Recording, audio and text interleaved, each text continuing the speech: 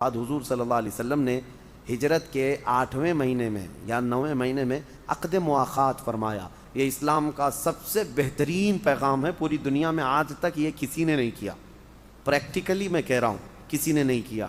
حضور پاک صلی اللہ تعالیٰ علیہ وسلم نے عقد مواخات کس کو کہتے ہیں؟ ایک عقد نکاح ہے، عقد نکاح تو سب کو پتہ ہے، ایک مرد ایک عورت دونوں کو لے کر کے ہم نکاح پڑھواتے ہیں اور کہتے ہیں آج سے تم دونوں شوہر بیوی ہو گئے، اتنا ہی تو ہوتا ہے نا۔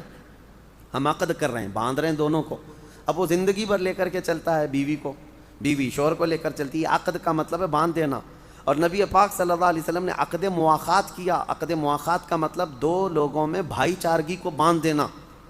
مکہ سے آئے ہوئے ہجرت کر کے ایک صحابی کو حضور اٹھاتے، اور پھر مدینے کے جو انصار صحابہ تھے ان میں سے ایک کو اٹھاتے اور کہتے آج سے تم اور تم بھائی ہو، دونوں کے ہاتھ ملا کر بھیج دیتے۔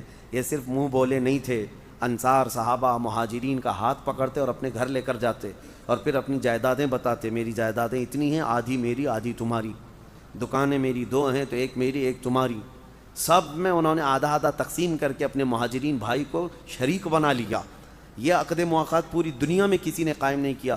منہ بولا کوئی بھی بھائی ہو سکتا ہے، لیکن جائیداد دے کر کے دکھائے، اپنے گھر میں حصہ دے کر کے دکھائے۔ ارے ماں سے پیدا ہوئے بھائی کو نہیں دیتے، آج اپنی ماں سے پیدا ہوئی بہن کا حصہ کھا کر بیٹھ جاتے ہیں۔ وہ انصار تھے جو ہجرت کر کے مکہ سے آئے ہوئے صحابہ کو ایسا بھائی بنایا تھا، ایسا بھائی۔